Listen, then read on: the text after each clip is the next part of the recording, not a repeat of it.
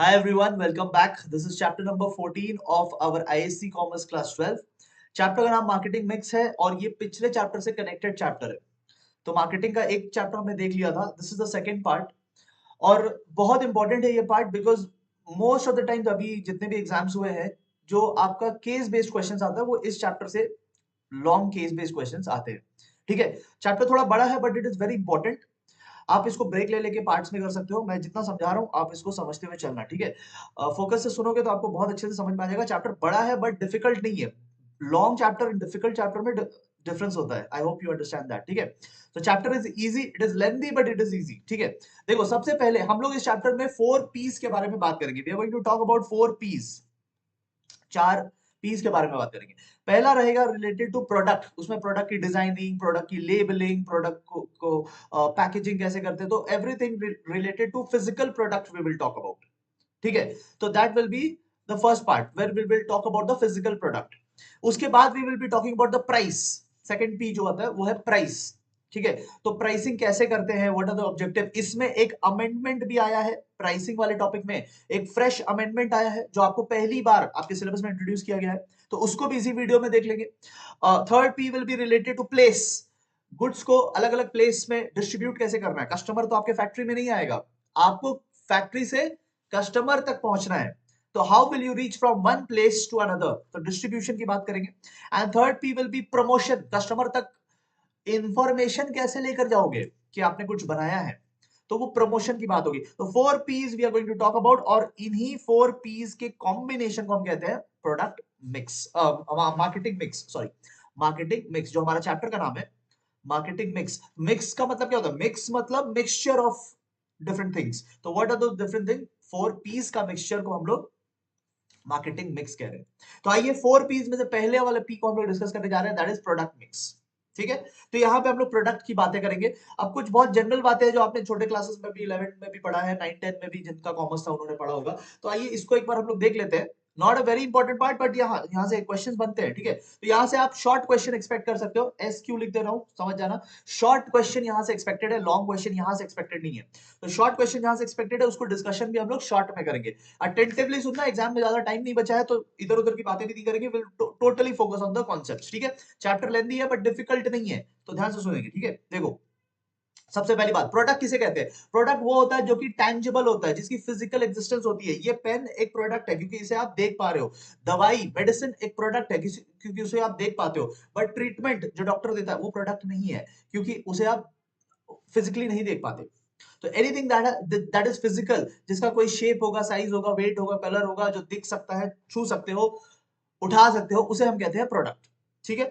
अच्छा, ये separable from producer होता है, सेपरेबल फ्रॉम द प्रोड्यूसर। बनता एक टाइम में है, यूज अलग टाइम में हो सकता है। बनता एक जगह है, यूज अलग जगह हो सकता है। प्रोड्यूसर का उस टाइम वहां पे मौजूद होना जरूरी नहीं है। आज मैं ये पेन यूज कर रहा हूं, इस पेन को बनाया है उन लोगों ने, क्लासमेट, क्लासमेट आईटीसी ने बनाया है। तो आईटीसी वालों ने इस पेन को अभी आके यहाँ पे नहीं बनाया, उन्होंने बनाया होगा कहीं पे अपनी फैक्ट्री में, मैं अभी यहाँ यूज कर रहा हूँ, तो सेपरेशन आ गया ना।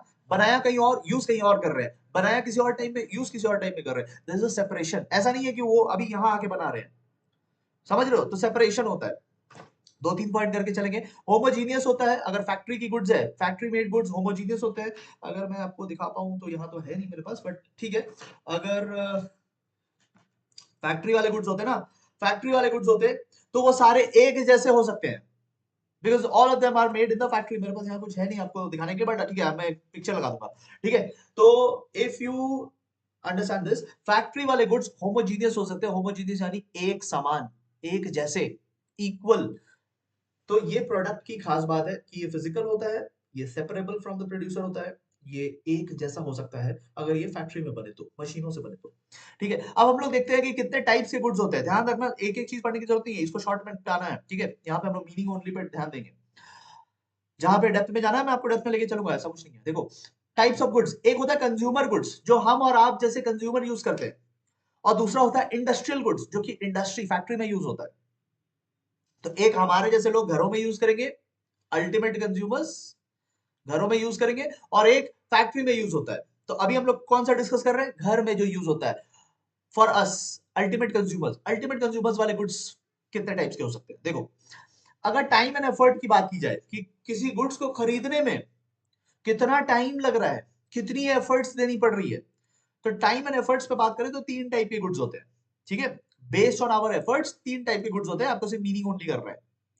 सबसे पहला होता है कन्वीनियंस गुड। देखो नाम में ही कन्वीनियंस है, मतलब एकदम बैठे बिठाए मिल जाता है, ज्यादा दूर जाने की जरूरत नहीं, ब्लिंकिट कर सकते हो आज के डेट में, ठीक है।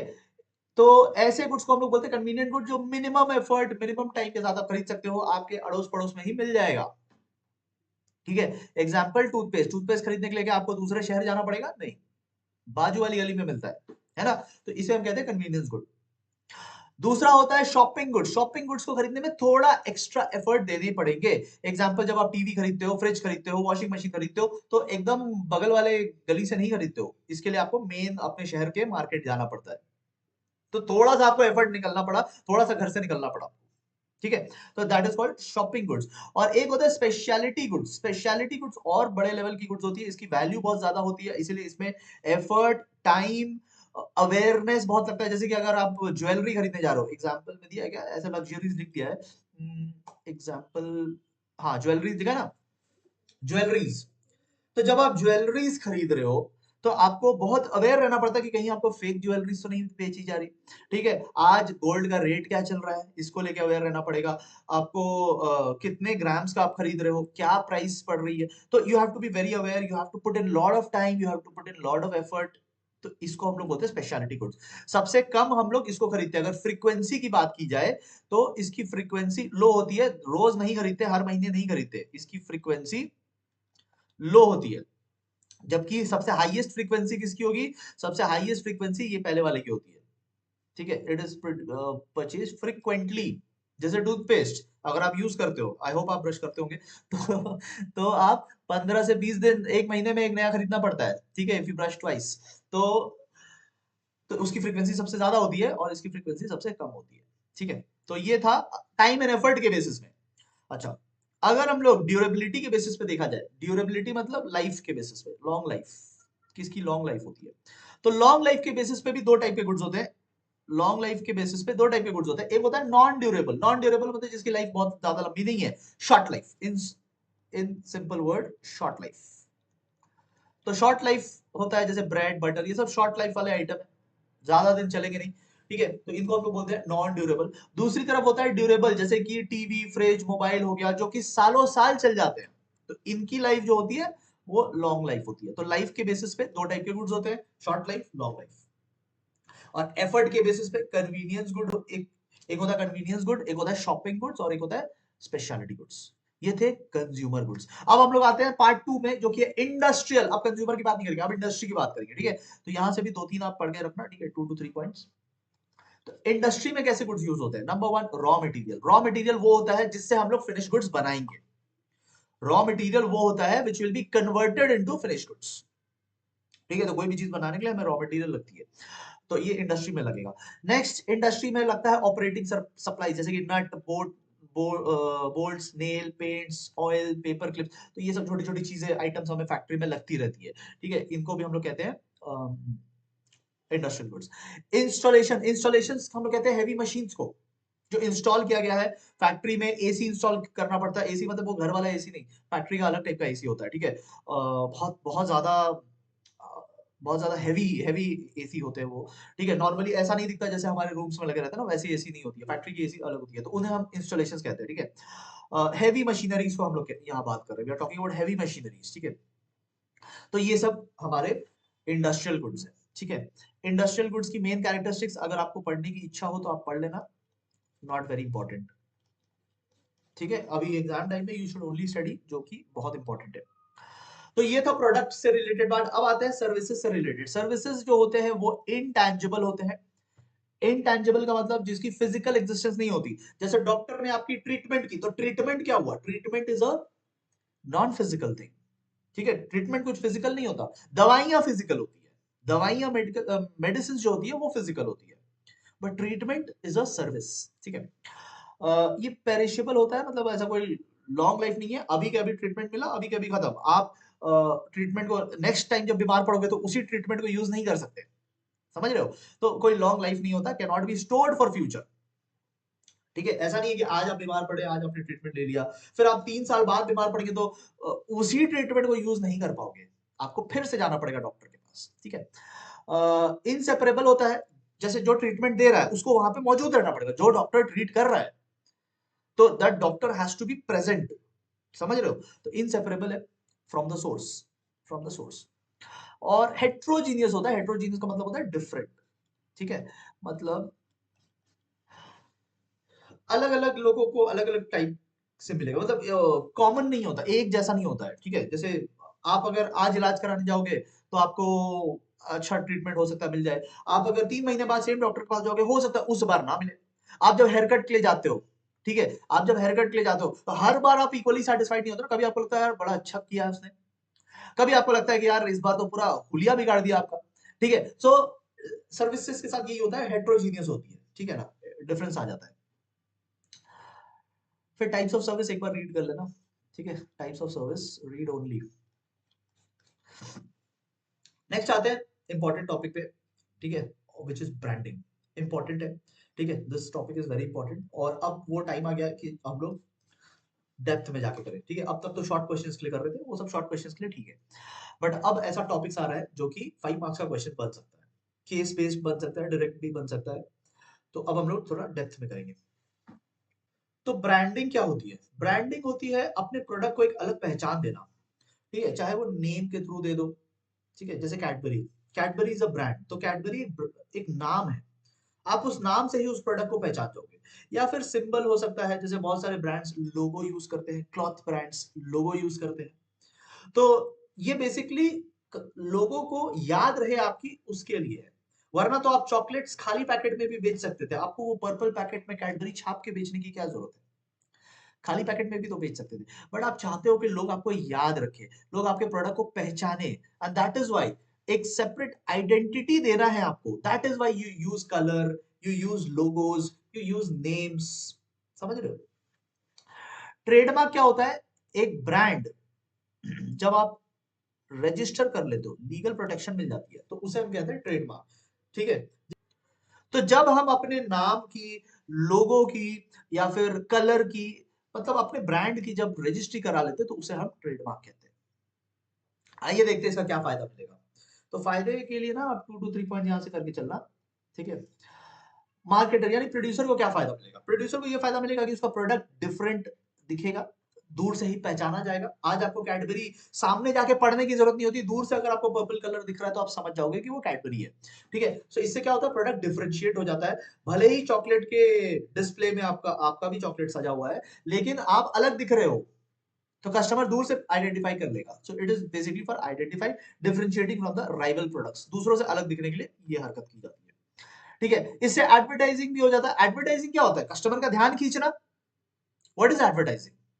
एकदम देसी भाषा में एडवर्टाइजिंग क्या होता है? अपने गुड्स को प्रमोट करना। कैसे करोगे? कस्टमर का अटेंशन खींचो। कैसे खींचोगे? कलर से, लोगो से, नाम से। तो इससे एडवर्टाइजमेंट भी हो जाता है, आपको कोई बहुत ज्यादा अलग से कुछ करना नहीं पड़ता, कस्टमर देखते ही खींचा चला आता है। ठीक है, इससे आप डिफरेंशियल प्राइसिंग, आप थोड़ी हायर प्राइस भी चार्ज कर सकते हो, बिकॉज आप बोल सकते हो कि हम लोग एक ब्रांड है, we are not local products, हम लोग एक ब्रांड है, that is why we are charging higher price. ठीक है, 2 to 3 पॉइंट्स कर लेना। कस्टमर को क्या फायदा होता है? कस्टमर को आइडेंटिफाई करने में इजी होती है। अगर सारे ब्रांड्स, सारे कंपनी खुले पैकेट में अगर बेचते, आप पहचानते कैसे कौन सा अच्छा है कौन सा नहीं? आज आप कलर से पहचान जा रहे हो, आज आप लोगो देख के पहचान जा रहे हो, आज आप नाम देखकर पहचान जा रहे हो। You don't have to test the quality, you can identify very easily. Quality की भी अश्योरेंस मिल जाती है जब ब्रांड खरीदते हैं। ठीक है, तो आपको पता रहता है कि आपने एक अच्छा कंपनी का प्रोडक्ट खरीदा है, सो क्वालिटी की अलग से आपको कोई मेहनत नहीं करनी पड़ती, क्वालिटी के लिए अलग से कोई टेस्टिंग नहीं करनी पड़ती। ब्रांड से ही आपने खरीद दिया तो क्वालिटी मोर और लेस आपको मिल जाता है। ठीक है, स्टेटस सिंबल भी हो जाता है, बहुत लोगों का होता है ना। ठीक है, ब्रांड पहनेंगे, ब्रांड खरीदेंगे, हमेशा ब्रांडेड प्रोडक्ट्स यूज करेंगे, तो वो एक स्टेटस सिंबल भी हो जाता है, लोगों को दिखाने के लिए भी काम आता है कि देखो हम ये यूज कर रहे हैं। ठीक है, मजाक उड़ाओगे कि किसी के पास कोई ब्रांड नहीं है तो। Essential, essential for a good brand क्या? एक ब्रांडिंग करने के लिए देखो, आगे जाके जब आप सपोज एक अच्छे कंपनी में ज्वाइन करते हो as a marketing team, marketing team में आपकी ज्वाइनिंग होती है और आपको सपोज ब्रांडिंग वाले डिपार्टमेंट में डाला जाता है कि आप प्रोडक्ट की ब्रांडिंग करो, ठीक है? तो आप कैसे करोगे? ब्रांडिंग करते वक्त किन चीजों का ध्यान रखना है? ऐसा आपको केस स्टडी में भी आ सकता है कि you have joined a new company and you have joined the marketing team and the team has given you responsibility to build a brand. तो आप ब्रांड बनाने समय किन बातों का ध्यान रखेंगे? केस स्टडी में आ गया तो कैसे आंसर करेंगे? तो देखो किन बातों का ध्यान रखना है। सबसे पहले name should be brief and simple, एकदम छोटा छोटा नाम रखो जो लोग बोल पाए, ठीक है? बहुत लंबा बॉम्बास्टिक वर्ड्स यूज करोगे, हो सकता है लोग बोल ही ना पाए, तो फिर फ्लॉप हो जाएगा ना आइडिया। तो keep it simple even if does not means anything, but छोटा नाम जो लोग बोल पाए, याद रख पाए, ठीक है? It should be easy to pronounce, spell and remember, ठीक है? लोगों को याद रहे, लोग बोल पाए, ठीक है? ऐसे नाम रखिए। अट्रैक्टिव लगे, अपीलिंग लगे। अगर आप लोगो बना रहे हो, कलर डिसाइड कर रहे हो, it should B vibrant, it should be something जो लोग याद रखे, ठीक है? The name should suggest the utility, नाम से पता चलना चाहिए कि किससे रिलेटेड है। अभी देखो मेरा ही वाला देख लो, यहाँ लोगो बना हुआ है, लुक एट दिस, क्या नाम लिखा है? Ashwin commerce world. तो कॉमर्स पढ़ के आपको क्या लग रहा है? अश्विन पढ़ के तो मेरा नाम, ठीक है? कॉमर्स पढ़ के आपको क्या लग रहा है? क्या यहाँ फिजिक्स केमिस्ट्री पढ़ाई जाएगी? No, commerce related. तो नाम या लोगो ऐसा होना चाहिए जो देख के समझ में आ जाए कि किससे रिलेटेड है, समझ रहे हो? एंड हाँ, ये इंपॉर्टेंट है कि it should be difficult to imitate, दूसरे लोग कॉपी ना कर ले, ऐसा रखे। एडिडास जैसा नहीं कि आपकी 36 डुप्लीकेट्स आ जाए मार्केट में, वैसे नहीं। ऐसा नाम रखे, ऐसा कलर रखे, ऐसा लोगो बनाए जो कि इजीली कॉपी भी ना हो। तो इन सब बातों का आपको ध्यान रखना है, ठीक है? ओके, अब हम लोग आते हैं एक और इंपॉर्टेंट टॉपिक पे। This is again important, labelling. Short question, long question, कुछ भी बन सकता है इस पे। तो लेबलिंग क्या होता है? लेबलिंग मतलब प्रोडक्ट पे जो लेबल लगाते हैं, ठीक है? जैसे ये प्रोडक्ट है तो आपको दिख रहा होगा ये जो ग्रीन शीट लगाई गई है इस बॉटल पे, उसे हम कहते हैं लेबलिंग। आई होप आपको दिख रहा है, ठीक है? तो this green sheet which has been attached to this bottle is called label, ठीक है? लेबल, इसे हम कहते हैं label. so what is labeling? Labeling is basically attaching a sheet, या जिसे उसे कॉमन भाषा में हम लोग लेबल ही कहते हैं, attaching a label to the product which will provide information about the product। कैसे इंफॉर्मेशन? देखो कानून है इस देश में जिसने कहा है कि आपको कुछ इंपॉर्टेंट इंफॉर्मेशन बतानी होगी, जैसे कि name and address of the manufacturer, date of manufacturing, contents या इंग्रेडिएंट्स जो आपने मिलाया है, MRP of the product, direction for use etcetera. तो कोई भी प्रोडक्ट जब आप खरीदते हो तो उसके बैक में लेबल लगा रहता है, उसमें यही सब इंफॉर्मेशन रहती है। तो इस प्रोसेस को हम लोग लेबलिंग कहते हैं। जब आप प्रोडक्ट्स में लेबल लगाते हो which has information, that is called labelling. Labelling की एडवांटेजेस क्या है? तो देखो सबसे पहली बात, it is service to the consumer. Consumer को इंफॉर्मेशन मिल जाता है।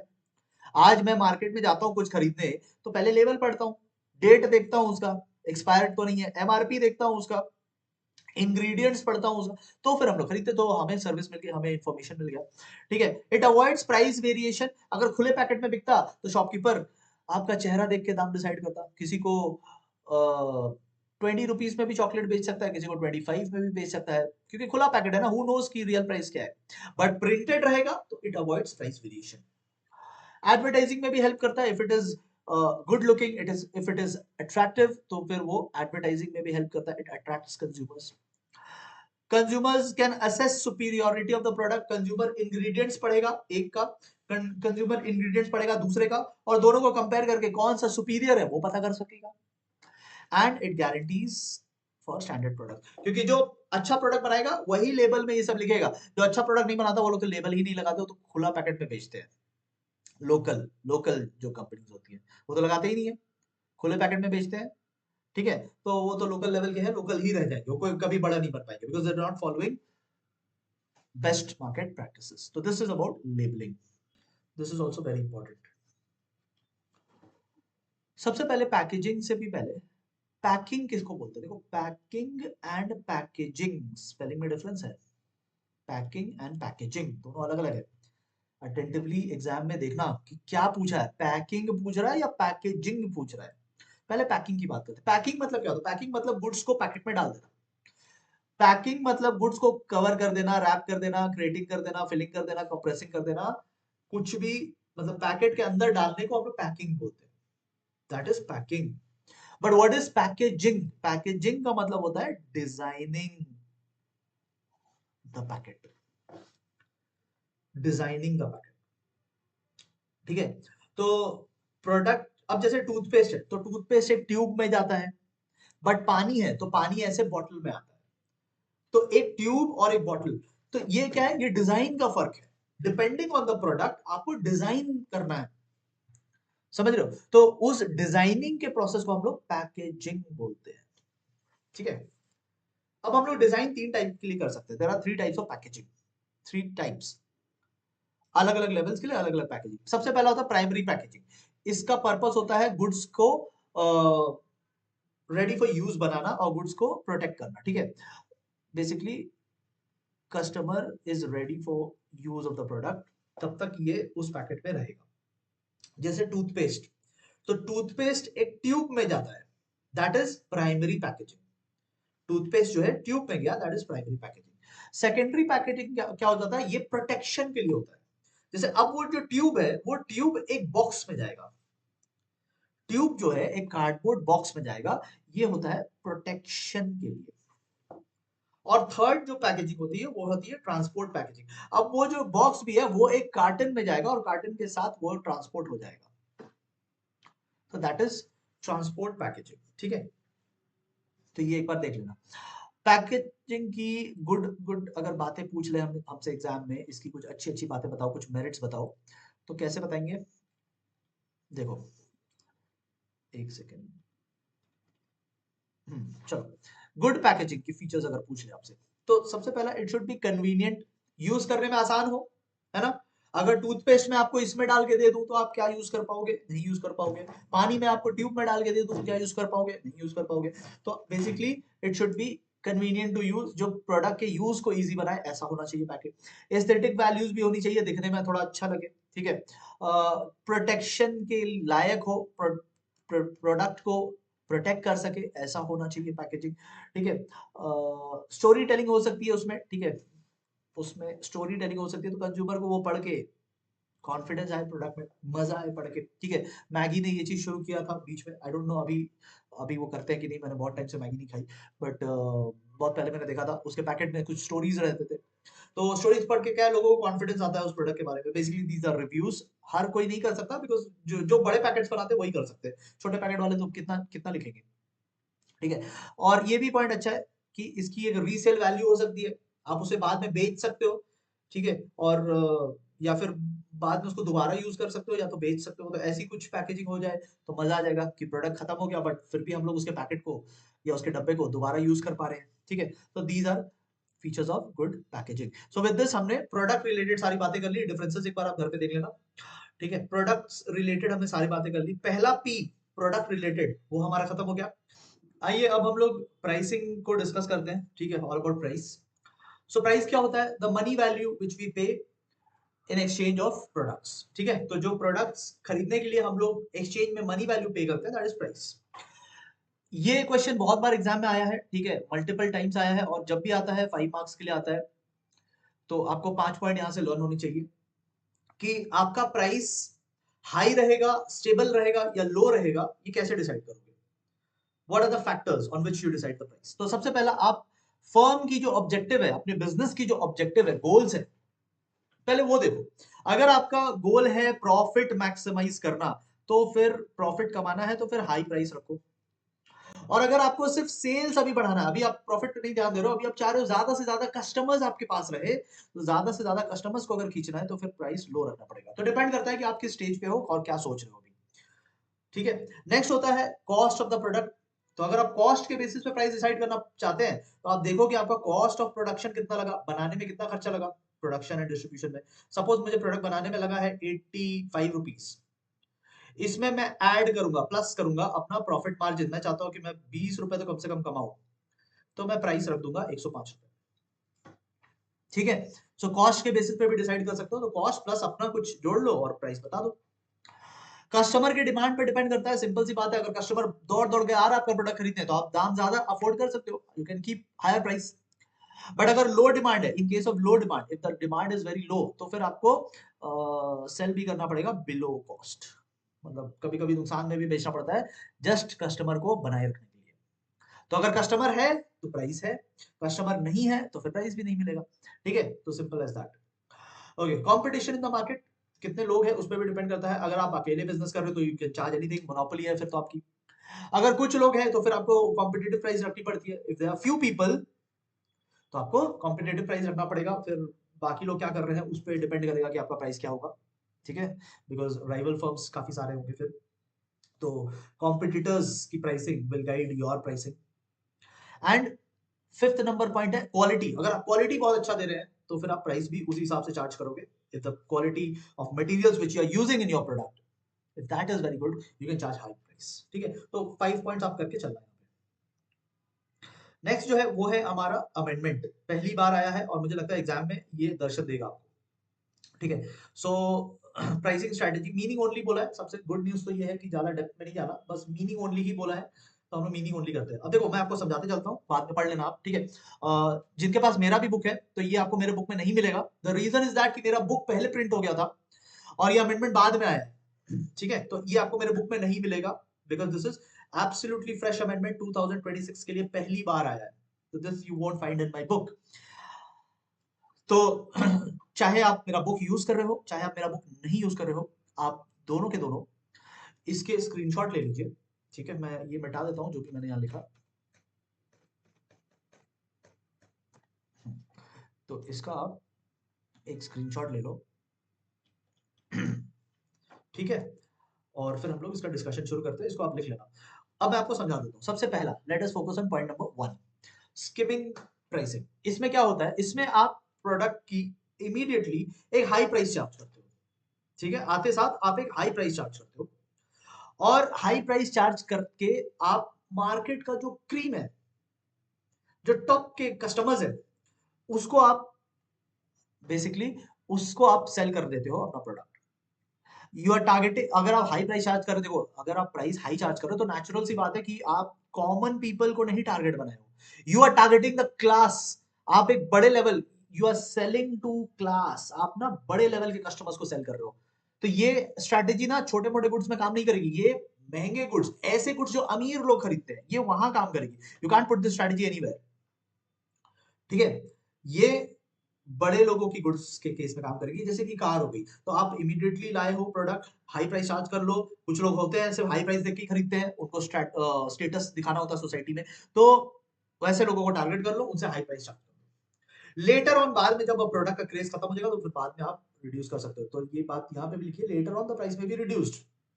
ठीक है, एक बार सब लोगों ने खरीद लिया, अभी वो क्रेज खत्म हो रहा है, तो अब बाकी लोगों के लिए भी दाम कम कर दो। ठीक है, ये कर सकते हो। नंबर 2, पेनिट्रेटिंग प्राइस, जैसे जियो ने किया था। जियो ने तो हालांकि फ्री ही कर दिया था शुरू में, बट पेनिट्रेटिंग प्राइस क्या होता है कि इनिशियली आप प्राइस लो रखोगे, you will set a very low price. और लो प्राइस क्यों सेट कर रहे हैं, to attract the crowd, the masses. This is not for class, this is for the mass. इसमें सब दौड़ के आएंगे क्योंकि लो प्राइस है, और आप मार्केट में पेनिट्रेट कर जाओगे, आप मार्केट में घुस सकोगे। तो ऑलरेडी बहुत सारे लोग हैं मार्केट में, you want to enter, you have to enter with low price. अभी देखो, अभी इंडिया में 3 नए एयरलाइंस आ रहे हैं, 3 नए एयरलाइंस की अनाउंसमेंट हुई है। तो हम देखेंगे कि ये लोग जब आते हैं तो ये कैसी प्राइसिंग रखते हैं, whom are they targeting। मेरे को जहां तक लगता है ये मतलब लो कॉस्ट एयरलाइंस होंगे, लो प्राइस एयरलाइंस होंगे। तो ये शायद पेनिट्रेटिंग वाली प्राइसिंग स्ट्रेटजी यूज करेंगे। They will try to cater the masses. तो अभी 3 न्यू एयरलाइंस आने वाली है इंडिया में। अब तक तो इंडिगो ही चलती थी मेजोरिटी, स्पाइस जेट चलती थी थोड़ी बहुत, और एयर इंडिया। ठीक है, but now 3 more are coming. Akasa airlines भी चलती है 4। ठीक है, but now 3 more are coming, 3 more are coming, let's see. I expect कि वो पेनिट्रेटिंग प्राइसिंग रखेंगे। ठीक है, वो पहले कम दाम रखेंगे और क्राउड को अट्रैक्ट करने की कोशिश करेंगे। This is how they will penetrate the market. Number 3 आता है cost plus pricing. Cost plus, आपको जो दाम लगा आप वो दाम ले लो, प्लस आपको जो प्रॉफिट चाहिए वो आप जोड़ लो, बन गया आपका price. This will be your price. Cost plus your profit, that is your price. ठीक है। And lastly value based pricing, यहाँ पे हम प्रोडक्ट की वैल्यू दिखाते हैं कस्टमर को। कस्टमर्स इसलिए खरीद रहे हैं बिकॉज उनको इस प्रोडक्ट में कोई हाई वैल्यू दिख रहा है। जैसे महंगी दवाइयां, लाइफ सेविंग ड्रग्स जिसे कहते हैं, कैंसर की कोई दवाई हो गई या ऐसे ही कोई जानलेवा बीमारी की कोई दवाई हो गई, तो कस्टमर उसके लिए कोई भी दाम देने को रेडी हो जाएगा बिकॉज कस्टमर को उसमें वैल्यू दिख रहा है। क्या दिख रहा है? वैल्यू। तो यहाँ पे आप कॉस्ट के बेसिस पे दाम नहीं सेट करते, यहाँ पे आप वैल्यू, आप कस्टमर को बोलोगे यार प्रोडक्ट का वैल्यू तो देखो, प्रोडक्ट की वैल्यू तो देखो, क्या दे रहे हैं तुमको, कैंसर से फ्री हो जाओगे, जान बच जाएगी। तो ऐसे जो प्रोडक्ट बेचते हैं ना, जिसमें कस्टमर को बहुत वैल्यू दिखे, तो इसकी प्राइसेस बहुत हाई हो सकती है। ठीक है, value will be very high अगर बेनिफिट्स आते हैं, एंड लोअर प्राइसेस होंगे अगर कस्टमर सोचता है कि इसकी वैल्यू लो है। अब आपको छींक आने की दवाई चाहिए तो उसके लिए कितने रुपए दोगे? हाँ, 10-10 रुपए में उसकी टैबलेट्स मिल जाती है, तो उसकी तो प्राइसिंग लो होगी। तो वैल्यू के बेसिस पे होगी। अगर प्रोडक्ट का वैल्यू बहुत है, बहुत बेनिफिट दे रहा है, तो दाम ज्यादा, और कोई बेनिफिट उतना खास नहीं है तो दाम कम। ऑलराइट, अब हम लोग प्लेस मिक्स के टॉपिक पे आ जाते हैं। So over here we are going to discuss कि प्रोडक्ट जब एक प्लेस से अनदर प्लेस, यानी प्रोड्यूसर के प्लेस से कंज्यूमर के प्लेस तक पहुंचना है, बेसिकली डिस्ट्रीब्यूशन की बात होगी, गुड्स की डिस्ट्रीब्यूशन की यहाँ पे बात करेंगे। तो क्या हमें इंपॉर्टेंट यहाँ पे पढ़ना है, डिस्ट्रीब्यूशन करते टाइम किन बातों का हमें ध्यान रखना है, इसको हम लोग पढ़ेंगे। ठीक है, अब देखो यहाँ पे जब हम लोग डिस्ट्रीब्यूशन की बात कर रहे हैं, यानी प्लेस की जब बात कर रहे हैं, तो what are the important things that we need to keep in mind, what does it involves. Distribution में किन बातों का ध्यान रखना है? सबसे पहला, चॉइस ऑफ चैनल। सबसे पहला चॉइस ऑफ चैनल, यही हमारा नेक्स्ट टॉपिक है। बेसिकली हम लोग अपना नेक्स्ट टॉपिक डिस्कस कर रहे हैं। जब भी आप डिस्ट्रीब्यूशन करोगे तो आपने ये सोचना है कि आप कैसे अपने गुड्स को डिस्ट्रीब्यूट करेंगे। डायरेक्टली कस्टमर तक पहुंचाएंगे या कोई मिडिलमैन रहने वाला है, तो that is choice of channel. ठीक है, और सेकंड है फिजिकल डिस्ट्रीब्यूशन कैसे करोगे। ठीक है, कहाँ गुड्स को स्टोर करेंगे, कैसे ट्रांसपोर्ट करेंगे, तो वो फिजिकल डिलीवरी की बात आएगी। तो डिस्ट्रीब्यूशन में हम लोग दो चीजों के बारे में सोचते हैं। Number one, how to reach the consumer, whether we should arrange for the delivery ourselves or we should forward it to some middleman। फिर वो मिडलमैन अपना देखेगा तो क्या करना है, डायरेक्ट जाना है या फिर मिडलमैन के थ्रू जाना है। That's number one. And number two is physical delivery कैसे करना है, कहाँ गुड्स को स्टोर करेंगे, कैसे डिस्ट्रीब्यूशन करेंगे, वो फिजिकल मूवमेंट को ट्रैक करना है। तो दैट इज नंबर टू। दो चीजों का यहाँ पे हम लोग डिस्कशन करेंगे, यही दोनों हमारे टॉपिक्स है। ठीक है, हमें वही पढ़ना है। ये आप एक बार के लिए, if you want you can read it, not very important for exam. ठीक है, जो जो मैं बताते जा रहा हूँ रीड ओनली, उसको रीड ओनली में ही छोड़ देना। ठीक है, और वो आप रीड करेंगे नहीं मुझे पता है, बट ठीक है। हम लोग आते हैं मोर इंपॉर्टेंट टॉपिक जो कि हमारे एग्जाम में आएगा, वो है ये। ठीक है, और मैं सीधा यहां से समझाता हूँ। देखो, चॉइस ऑफ चैनल, आप यहां पे हो प्रोड्यूसर, ठीक है, और गुड्स को यहां पे पहुंचना है कंज्यूमर के पास। So how are you going to reach, or how is your product going to reach? So there are four channels। ठीक है, ये है चैनल नंबर वन। ये एक तरीका है कि डायरेक्टली गुड्स पहुंच जाए, इसे जीरो लेवल चैनल भी कहते हैं, जीरो बिकॉज बीच में कोई नहीं है।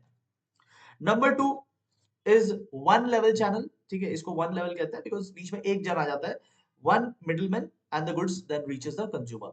फिर आ जाते हैं दो मिडिलमैन, और फिर लास्टली आ जाते हैं three middleman. So we have four options depending on our product, depending on the market requirement, depending on certain circumstances। हम लोग अब कोई एक चॉइस करेंगे चैनल। तो these are four different channels, these are four different channels, वही मैंने numbering कर दिया, ये फोर चैनल्स है। ठीक है, तो इन्हीं के बारे में डिटेल में फिर लिखा हुआ है, मीनिंग आ सकता है आपको एग्जाम में। सो पहला जो है zero level channel, zero level मतलब नो इंटरमीडियरी, डायरेक्टली मैन्युफैक्चरर से गुड्स किसके पास पहुंच जाएगा, कंज्यूमर तक पहुंच जाएगा। तो अगर आप डायरेक्टली पहुंचा रहे हैं, इसका मतलब आपका फाइनेंशियल स्ट्रेंथ फिर बहुत अच्छा होना चाहिए, बिकॉज आप गुड्स को स्टोर करेंगे, आप गुड्स की ट्रांसपोर्टेशन करेंगे, आप गुड्स को प्रोटेक्ट प्रिजर्व करेंगे, तो सारी रिस्पॉन्सिबिलिटी फिर आपकी है। तो आप सिर्फ मैन्युफैक्चरर नहीं है जो बनाएंगे गुड्स, आप उसके बाद फिर सेलिंग का पूरा पूरा हेडेक अपने हाथ में रखना चाह रहे हैं। सो बेसिकली यहाँ पे आपकी फाइनेंशियल स्ट्रेंथ बहुत अच्छी होनी चाहिए। ठीक है, so no middleman are present in this case, and यहाँ पे कहीं तो लिखा होगा, यस दिस लास्ट लाइन यहाँ पे देखोगे ना, लार्ज इन्वेस्टमेंट इज रिक्वायर्ड। ठीक है, जो मैंने आपको बोला अभी, पैसे बहुत ज्यादा लगेंगे इसमें, क्योंकि सब कुछ आपने अपने कंट्रोल में रखना है। बस मीनिंग कर लेना, जो जो मैंने यहाँ पे बोल्ड लाइंस कर दिया है आप बस उतना लिख कर आ जाना, आपको इसके जितने भी मार्क्स का ये आएगा आपको मिल जाएंगे, ठीक है। 2 मार्क्स से ज्यादा 2 मार्क्स का आ सकता है एक्सप्लेन करने, या फिर 1 मार्क का आएगा, तो जितना मैंने बोल्ड कर दिया है उतना काफी है, ठीक है। देन नंबर 2 आता है, एक इंटरमीडियरी आ जाएगा बीच में, इसे हम कहते हैं वन लेवल बिकॉज बीच में एक जन है, ठीक है। सो यहाँ पे एक जन के पास हम लोग फॉरवर्ड कर देंगे, सो हमारा फोकस रहेगा गुड्स को बनाने में, our focus will be on manufacturing. उसके बाद हम गुड्स फॉरवर्ड कर देंगे अपने रिटेलर को, और फिर बाकी हेडेक उसका, ठीक है। हमारे को फोकस करना है गुड्स बनाने में, ठीक है। तो ये जैसे मारुति उद्योग है, कार बनाने के लिए उसने एक्सक्लूसिव डीलरशिप दे रखी है कुछ लोगों को, तो वो फैक्ट्री में अपनी कार बनाती है और उसके बाद अपने डीलर्स को फॉरवर्ड कर देती है, फिर बाकी एडवर्टाइजमेंट एंड लोकल लेवल पे डीलर्स अपना काम कर लेते हैं, ठीक है। सो ये ये भी एक चैनल हो गया, दिस इज सेकंड चैनल, यहाँ पे एक जन बीच में आ जाता है। हाँ, जब लोग बीच में आ जाते हैं तो प्रोडक्ट की प्राइसिंग हाई हो जाती है बिकॉज कमीशन लेने वाले लोग आ जाते हैं। नेक्स्ट 2 लेवल, यहाँ पे 2 आ जाते हैं, and most popular is this one, ठीक है। आप ज्यादातर प्रोडक्ट जो खरीदते हो मार्केट में वो मोस्टली इस वाले से आता है, तो this is the most popular one, और लिखा भी है, ठीक है। मोस्ट कॉमनली, वैसे कॉमन सेंस की बात है, अगर आप थोड़ा दिमाग लगाओगे आपको समझ में आ जाएगा। ज्यादा से ज्यादा चीजें जो आप खरीदते हो, चाहे वो कपड़े हो, चाहे वो किताबें हो, चाहे वो नोटबुक्स हो, आपके काम की चीजें मैं बोल रहा हूँ, तो वो सारे इसी रूट से आते हैं, ठीक है। ओके, यहाँ पे बेसिकली 2 लोग आ जाएंगे, ठीक है, एंड मोस्ट प्रेफर्ड है, ज्यादा कुछ इसमें है नहीं, मैं बोलूँ क्या इसमें ठीक है। तो ये सूटेबल वहां पे होता है जहाँ पे प्रोड्यूसर हैज लिमिटेड फाइनेंस, ठीक है, क्योंकि अगर आप डिलीवरी करने का जिम्मा लोगे तो आपको पैसे भी उसके लिए लगेंगे, you need to have good financial strength, so आपके पास नहीं है तभी आप इस रूट से जा रहे हो, ठीक है, तो you can go for this.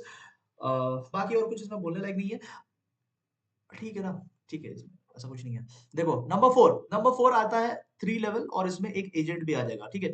जो फार्मर्स के गुड्स होते हैं, एग्रीकल्चरल प्रोडक्ट्स होते हैं, वो इस रूट से भी जाते हैं, ठीक है।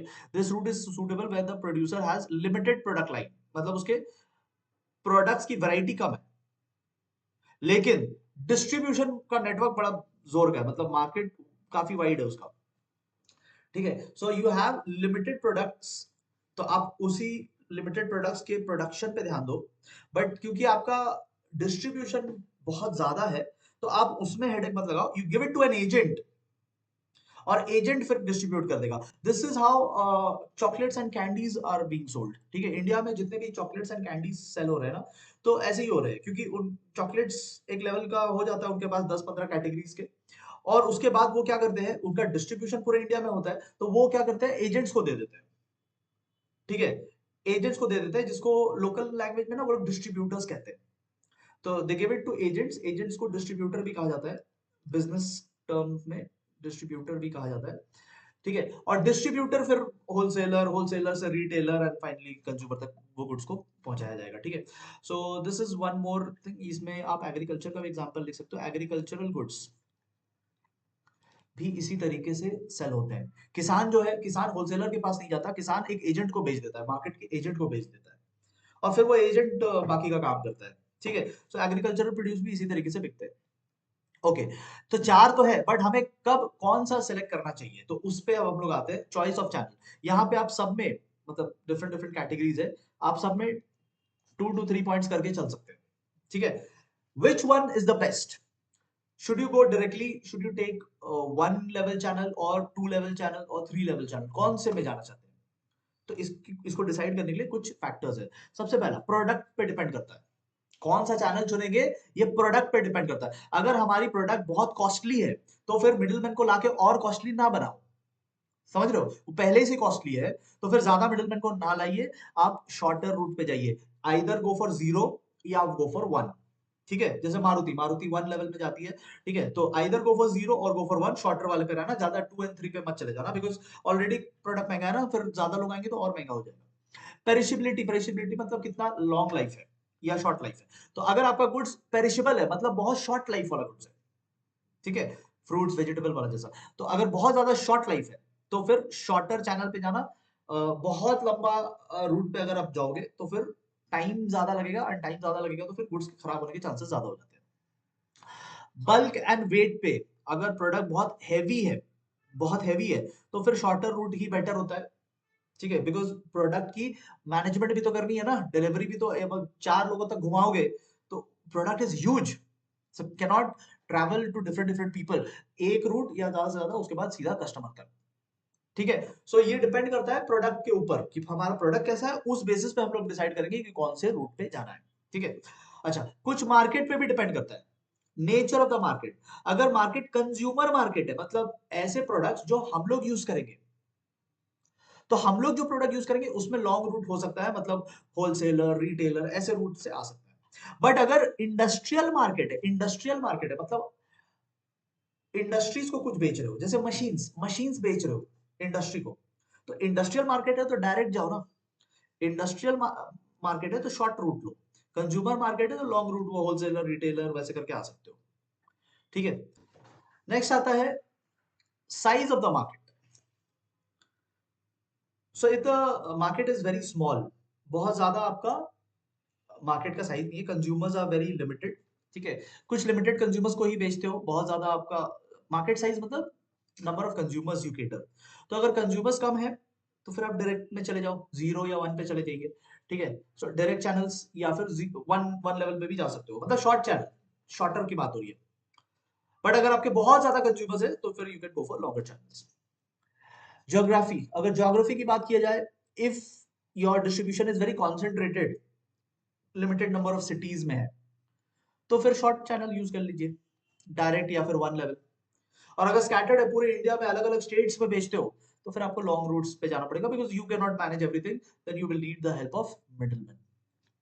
ठीक है, फिर कंपनी रिलेटेड बात आती है, चॉइस करने टाइम कंपनी की क्या फाइनेंशियल स्ट्रेंथ है। अगर आपके पास पैसा है तो ही आप डायरेक्ट में जाना, बिकॉज उतना चीज फिर मैनेज नहीं कर पाओगे।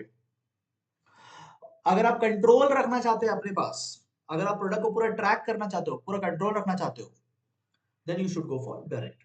2 to 3 पॉइंट्स आर इनफ, ठीक है, यहां से ज्यादा पूछेगा नहीं, मतलब 2 से 3 पॉइंट कर लेना सबका। और मिडिलमैन रिलेटेड अवेलेबिलिटी देखनी होगी, मिडिलमैन होगा तभी तो आप 1 2 3 की बात करोगे, वरना तो फिर आपको डायरेक्ट ही बेचना पड़ेगा। आप कुछ प्रोडक्ट बनाए हो जिसका कोई मिडिलमैन ही नहीं है, कोई बेचना ही नहीं चाहता, तो आपको खुद ही बेचना पड़ेगा। समझ रहे हो? नेक्स्ट, एटीट्यूड, मिडिलमैन अगर आपकी मार्केटिंग पॉलिसी नहीं पसंद करता, आपकी जो पॉलिसी है, आपकी जो रेट्स है, आपका जो टर्म्स एंड कंडीशन अगर उसको नहीं पसंद, तो फिर वो एग्री नहीं करेगा, then he may refuse to handle the product, तो फिर आपको खुद से बेचना पड़ेगा। सो उसके मूड पे भी डिपेंड करता है ना। और आप कर सकते हो ये सर्विसेज, आपको चॉइस करने टाइम ये देखना होगा कि मिडिलमैन में जा सकते हैं, बट मिडिलमैन सर्विस क्या दे रहा है, फैसिलिटी क्या दे रहा है। अगर वो अच्छी फैसिलिटी दे रहा है, क्विक डिलीवरी दे रहा है, स्टोरेज के लिए वेयरहाउस है उसके पास, कम कॉस्ट में कर दे, तो ये सब फैसिलिटी देना पड़ेगा उसे, तो फिर हम लोग उसके साथ काम करेंगे। अदरवाइज फिर हम लोग डायरेक्ट अपना देखेंगे। ठीक है, सो 2 to 3 पॉइंट्स हम यहाँ कर सकते हो। इसके साथ हमारा चॉइस ऑफ चैनल खत्म हुआ। तो चॉइस ऑफ चैनल क्या क्या था, 0 1 2 एंड 3, कैसे डिसाइड करेंगे उसके हमने फैक्टर्स पढ़ लिए। तो ये हो गया चैनल की बात। अब आती है physical delivery of the goods. ठीक है, physical delivery of the goods, और यहाँ पे देखो आपके काउंसिल ने बहुत क्लियरली बोल दिया है, मीनिंग ओनली। आपके काउंसिल ने सिलेबस में बोला है मीनिंग ओनली। तो इन सब का आपको बस मीनिंग पढ़ना है कि फिजिकल डिलीवरी के टाइम क्या क्या चीजों का ध्यान रखते हैं।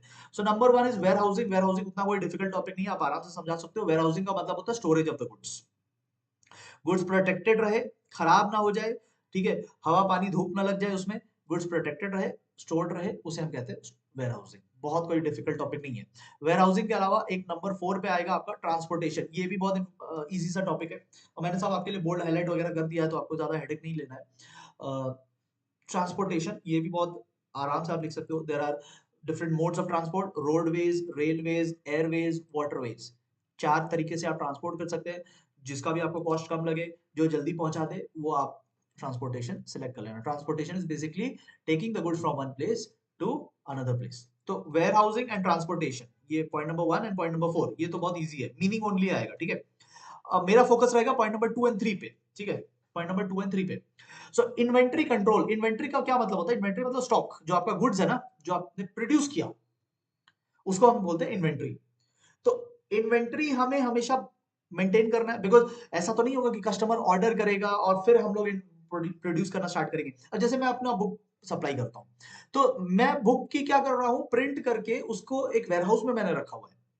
तो जब भी मुझे कोई स्टूडेंट का ऑर्डर आता है, I dispatch the book from that warehouse. ऐसा नहीं होता कि ऑर्डर आया तो फिर मैं बुक छपवाने के लिए भेजता हूँ, वैसा नहीं होता। कोई भी प्रोड्यूसर कुछ भी बेच रहा हो तो वो एक इन्वेंट्री मेंटेन करता है, वो एक स्टॉक मेंटेन करता है अपने गोडाउन में, ठीक है। सो आपको एक एडिक्वेट इन्वेंट्री मेंटेन करना पड़ेगा टू अवॉइड लॉस, वरना जब ऑर्डर आएगा तब आप थोड़ी ना बना, खाना पीने की चीज नहीं है ना, रेस्टोरेंट थोड़ी खोल के रखे कि ऑर्डर आएगा तो बनाएंगे। ये प्रोडक्ट्स है, इसको पहले से बना के मेंटेन करना पड़ता है। बट मेंटेनेंस की भी आती है कॉस्ट, बिकॉज एक गोडाउन आपको रेंट पे लेना पड़ेगा, वहां पे आप प्रोडक्ट को रखोगे, वहां सीसीटीवी कैमरा लगेगा, वहां पे गोडाउन में एक वॉचमैन रखोगे, तो काफी खर्चा है इसमें। और ये तो फिर भी छोटे मोटे प्रोडक्ट्स है। अगर दवाइयां की बात की जाए या कुछ ऐसी चीजों की बात की जाए, कुछ केमिकल्स की बात की जाए जिसे स्पेशल टेम्परेचर में रखना पड़ता है, तब तो और खर्चा लगेगा। समझ रहे हो? सो maintaining stock is necessary but it involves cost. Therefore आपको इन्वेंट्री का अच्छे से क्या करना होगा, कंट्रोल करना होगा कि आप adequate number of products he maintain करें। बहुत ज्यादा हाई मेंटेन कर लोगे, बहुत ज्यादा प्रोडक्ट्स मेंटेन कर लोगे तो कॉस्ट बहुत आएगा, और बहुत लो मेंटेन करोगे तो लॉस हो सकता है सेल का, हो सकता है सेल जब ऑर्डर आए तब आपके पास गुड्स ही ना रहे। So it should be not very high, high नहीं मेंटेन करना, it should not be low also, low भी नहीं मेंटेन करना। आपको क्या करना है, उसको हमेशा स्टेबल रखना है, ठीक है। तो ये इन्वेंट्री कंट्रोल बहुत इंपॉर्टेंट है जब आप फिजिकल डिलीवरी की बिजनेस में आ जाते हो ना, तो आपको ये बहुत चैलेंजिंग रहता है कि कितना मेंटेन करे स्टॉक। तो that is called inventory control, maintaining a good level, ठीक है। एंड थर्ड आता है ऑर्डर प्रोसेसिंग। तो ऑर्डर आपको रिसीव कैसे होगा, आप Amazon से कुछ खरीदते हो तो आप उसमें ऑर्डर देते हो, तो उसके ऐप में हो जाती है ऑर्डर प्रोसेसिंग। आप जोमेटो से कुछ मंगाते हो तो जोमेटो पे आप ऑर्डर देते हो, उसके ऐप से हो जाती है ऑर्डर प्रोसेसिंग, ठीक है। Same thing goes with my book also. आज जो लोग भी मेरे बुक परचेज किए हो तो आप मेरे ऐप से परचेज करते हो, तो ऐप से मुझे आपका ऑर्डर रिक्वेस्ट आ जाता है। सो अगेन ये भी ऐप के थ्रू ही हुआ। So order processing is very important, and जितनी भी कंपनी है they are investing money in the IT to make the order processing faster. So order processing क्या हुआ, कस्टमर का ऑर्डर आप तक कैसे पहुंच रहा है, दैट इज ऑर्डर प्रोसेसिंग। आज के टाइम में maximum companies are using applications या फिर वेबसाइट फॉर दिस। वो कॉल करके ऑर्डर लेने वाला सिस्टम अब गया। एक टाइम था, आई थिंक 15 इयर्स हो गए होंगे, डोमिनोज में पहले कॉल करके ऑर्डर देना पड़ता था, ठीक है। लॉन्ग टाइम बैक 2008 9 10 की बात बोल रहा हूँ। डोमिनोज में आपको पहले कॉल करके ऑर्डर देना पड़ता, that was the system of order processing. आज के टाइम में डोमिनोज का ऐप है, या आप उसके वेबसाइट से भी कर सकते हो। So today order processing is becoming fast. Companies are investing in technologies to make it faster. Order processing क्या है, receiving the order of consumers. तो जब फिजिकल डिलीवरी की बात आती है तो आपको तीन चार चीजों का ध्यान रखना है। नंबर वन, एक वेयर हाउस मेंटेन करना है, that's number one, warehouse जहां पे आप गुड्स को स्टोर करोगे। नंबर टू, आपको देखना है कि कितना स्टोर करेंगे, बहुत ज्यादा भी स्टोर कर लेंगे तो कॉस्ट आएगा, बहुत कम स्टोर कर लेंगे तो लॉस हो सकता है, सेल नहीं हो सकती है। नंबर थ्री, फिर ऑर्डर रिसीव कैसे करेंगे, आपने स्टोर करके तो आप बैठ गए, अभी ऑर्डर आएगा ना फिर कस्टमर का, तो कैसे लोगे, कहां पे लोगे, वेबसाइट है, एप्लीकेशन है, फोन नंबर है, कैसे लोगे। तो कुछ तो ऑर्डर प्रोसेसिंग का सिस्टम होना चाहिए। और जैसे ही आपको आ जाए ऑर्डर तो फिर आप ट्रांसपोर्ट कर दो, ठीक है। विदेशों में भेजना है तो हवाई जहाज से भेजो, दूसरे सिटी में भेजना है ट्रेन से भेज दो, सेम सिटी में भेजना है रोडवेज यूज कर लीजिए। तो this is all about place mix. Alright, अब हम लोगों ने पहले तीन पीस डिस्कस कर लिए, product, price, place. Last P पे आते हैं, प्रमोशन। गुड्स कितना भी अच्छा बना लीजिए, कितनी भी अच्छी प्राइसिंग डिसाइड कर लीजिए, और उसे ट्रांसपोर्टेशन और डिस्ट्रीब्यूशन के लिए आप कितना भी अच्छी तैयारी कर लीजिए, as long as customer is not buying it, उस इन सारे मेहनत का कोई फायदा नहीं है। सो गुड्स को प्रमोट करना बहुत जरूरी है, और प्रमोट हम लोग करेंगे चार तरीकों से, sales promotion, advertising, personal selling and publicity. इन्हीं चार को हम लोग डिटेल में देखने जा रहे हैं, ठीक है। सो आइए let's start discussing the four. जो सिलेबस में है बस उतना ही करना है, ठीक है। एडवर्टाइजिंग पे आते हैं, तो advertising is a form of non personal communication. यहाँ पर्सनल बात नहीं हो रही है, दो लोगों के बीच में बात नहीं हो रही है, it is a form of non personal communication. ये मास कम्युनिकेशन होता है बाय एन आइडेंटिफाइड स्पॉन्सर्ड, मतलब कौन एडवर्टाइज कर रहा है वो आपको पता रहेगा, आइडेंटिफाइड है। लेटर ऑन हम लोग एक कॉन्सेप्ट पढ़ेंगे पब्लिसिटी का। पब्लिसिटी में आइडेंटिफाइड नहीं भी हो सकता है, किसने बात शुरू की ये आइडेंटिफाइड नहीं भी हो सकता है। यहाँ पे किसने बात शुरू की ये बिल्कुल पता है, आइडेंटिफाइड स्पॉन्सर है, आपको पता है कि वो ऐड कौन कर रहा है, ठीक है। It is a form of paid communication. आइए इसकी फीचर्स वगैरह देख लेते हैं, इंपॉर्टेंट। सो पेड कम्युनिकेशन है, पैसे देने पड़ेंगे इसके लिए। नॉन पर्सनल है, यहाँ पे लोगों की बात नहीं, यहाँ पे हम लोग प्रोडक्ट, सर्विस, आइडियाज की बात कर रहे हैं। आइडेंटिफाइड स्पॉन्सर्ड है, यू नो वेरी वेल कि कौन इसमें एडवर्टाइजमेंट कर रहा है, कोई हिडन नहीं रहता। मास कम्युनिकेशन है, एक बार में आप मल्टीपल लोगों तक कम्युनिकेट करते हो, ठीक है। एक बिलबोर्ड का एड सारे दिन भर में हजारों लोग देखते हैं, और वाइड वैरायटी ऑफ मीडिया से आप लोगों तक पहुंच सकते हैं, social media, television, print media, electronic media, तो काफी सारे मीडिया है जिसके थ्रू आप लोगों तक पहुंच सकते हो। ऑब्जेक्टिव क्या है, एडवर्टाइजमेंट क्यों करते हैं? कभी कभी नए प्रोडक्ट को इंट्रोड्यूस करने के लिए, ठीक है, कस्टमर की लॉयल्टी बनी रहे, कस्टमर बार बार हमारे पास आए तो उसको याद दिलाते हैं अपने प्रोडक्ट के बारे में, ठीक है। कंपटीशन से लड़ने के लिए, क्योंकि और भी लोग हैं तो कस्टमर हमारा प्रोडक्ट कैसे खरीदेगा, हमारी एड देखकर उसे हमारी याद आएगी, ठीक है। अगर हम लोग सेल्समैन घर घर भेजते हैं तो सेल्समैन डायरेक्ट घर भेजने से अच्छा नहीं रहेगा, पहले कस्टमर को कुछ एड दिखा देते हैं, प्रिपेयर द ग्राउंड, ठीक है ना, पहले तैयारी कर लेते हैं, कस्टमर थोड़ा एड वगैरह से कुछ इन्फॉर्मेशन पा ले, फिर सेल्समैन जाकर के फाइनल काम करके आ जाएगा। और गुडविल बनाने का भी काम आता है, क्योंकि एडवर्टाइजमेंट में हमेशा प्रोडक्ट के बारे और कंपनी के बारे अच्छी बातें बोली जाती है, तो इससे रेपुटेशन बनने में काम आता है। दैट्स एडवर्टाइजिंग, ठीक है। नेक्स्ट आता है सेल्स प्रमोशन। अब देखो यहाँ दो वर्ड है और दोनों वर्ड में ही मीनिंग छुपा है। पहला है सेल्स। सेल्स मतलब क्या होता है? गुड्स को कस्टमर तक पहुंचाना इन एक्सचेंज ऑफ मनी, ठीक है। Selling the goods is what?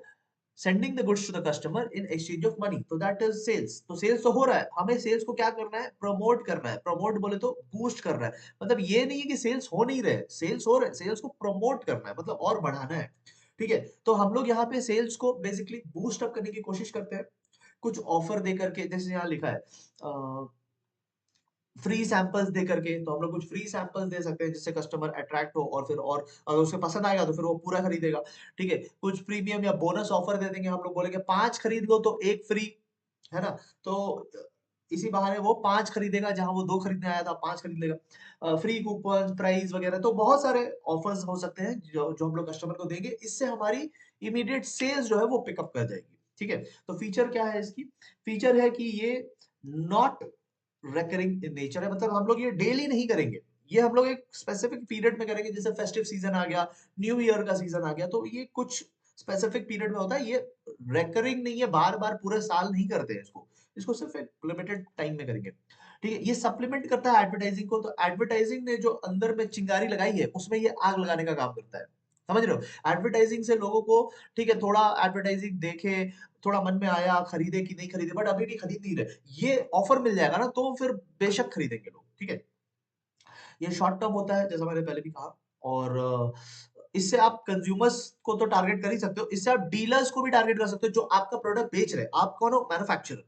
You are what? You are manufacturer. आप प्रोडक्ट बनाते हो, बट आपका प्रोडक्ट बेचता कौन है? आपका प्रोडक्ट बेचता है डीलर्स, होलसेलर्स, रिटेलर्स, इनको कहते हैं डीलर्स। तो वो ज्यादा से ज्यादा आपका प्रोडक्ट अपनी दुकान में रखेंगे तो ही तो आपका प्रोडक्ट बिकेगा, तो इनके लिए भी हम लोग ऑफर ला सकते हैं, ठीक है, कि हमारा अगर आप 1000 गुड्स बिकवा दो तो आपको सिंगापुर की ट्रिप पे ले जाएंगे, अगर हमारा 10,000 गुड्स बिकवा दो तो हम आपको 500 ग्राम सोना देंगे, बहुत है, ठीक है। तो बेसिकली ये ऑफर्स है, तो ये कंज्यूमर्स के लिए भी हो सकता है, ये आपके होलसेलर्स, रिटेलर्स, डीलर्स के लिए भी हो सकता है। ऑब्जेक्टिव क्या है? ऑब्जेक्टिव ये है कि स्पॉट बाइंग को हम लोग बढ़ा दें, मतलब जो कंज्यूमर अभी डाउट में है कि खरीदे या ना खरीदे, ये ऑफर देख के तो खरीद ही लेगा। इंक्रीज इमीडिएट सेल, नाम में ही लिखा है प्रमोशन, सेल्स प्रमोशन, बूस्ट करना है, सेल्स को इंक्रीज करना है। ओल्ड स्टॉक अगर जमा है तो इसको निकालो, डिस्काउंट डिस्काउंट देके निकाल दो, ठीक है। सप्लीमेंट करो एडवर्टाइजिंग को, ठीक है। एंड लास्ट है generate demand during off season, जब थोड़ा मार्केट डाउन रहता है तो ऑफर ऑफर देके हम लोग निकाल सकते हैं गुड्स को, ठीक है। सो ये रहा आपका पहला दो, इसके आप डिफरेंसेस एक बार देख लेना, ठीक है। नेक्स्ट आता है पर्सनल सेलिंग। अब नाम में है पर्सनल सेलिंग, मतलब दो पर्सन की यहाँ पे बात होगी, तो ये फेस टू फेस कम्युनिकेशन है। क्या एडवर्टाइजिंग पर्सनल सेलिंग है? No, advertising is a non personal, उसमें डेफिनेशन में भी लिखा हुआ था, ये पर्सनल सेलिंग है, यहाँ फेस टू फेस कम्युनिकेशन होता है between two persons which are sellers and buyer.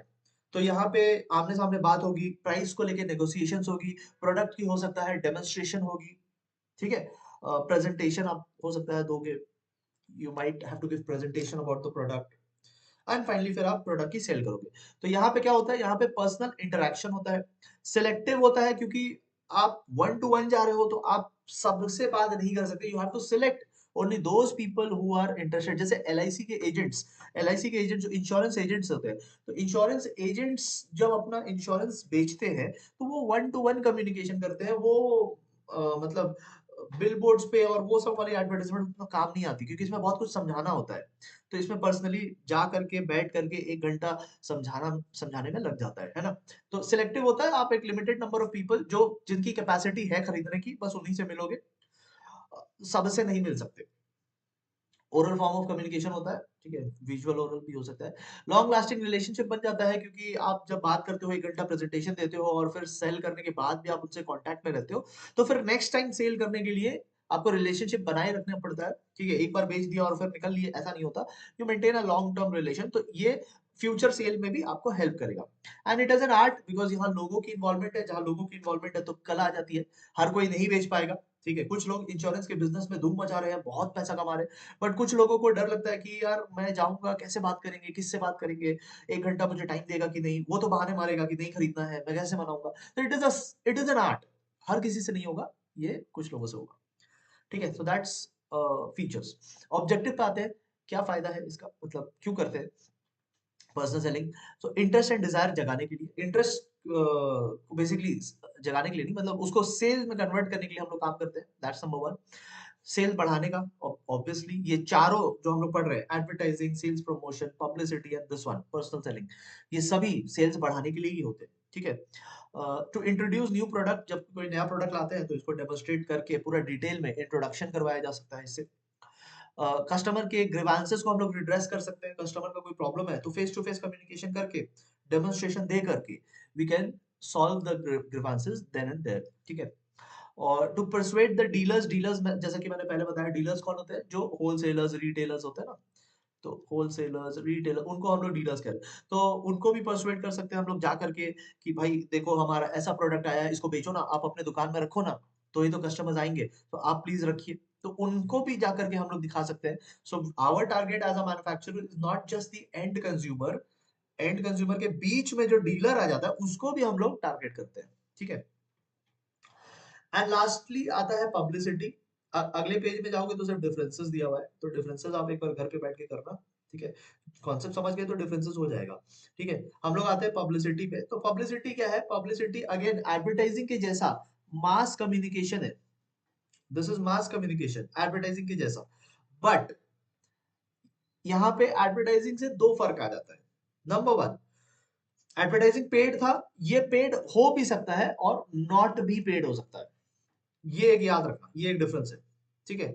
और वहां तो आइडेंटिफाइड स्पॉन्सर होता है, आपको पता होता है कि शुरू किसने किया, कौन ये बात ला रहा है मार्केट में। एडवर्टाइजिंग में you know, but sales promotion में स्पॉन्सर की आइडेंटिटी हो भी सकती है, नहीं भी हो सकती, हिडन भी हो सकता है, ठीक है? So it is not directly paid. हो सकता है कि वो लोग पब्लिसिटी खुद ही करवा रहे हो सकता है मीडिया में खुद ही बात फैला रहे हो, बट हो सकता है उनकी कोई इसमें इन्वॉल्वमेंट नहीं है, बात खुद ही आ गई मार्केट में।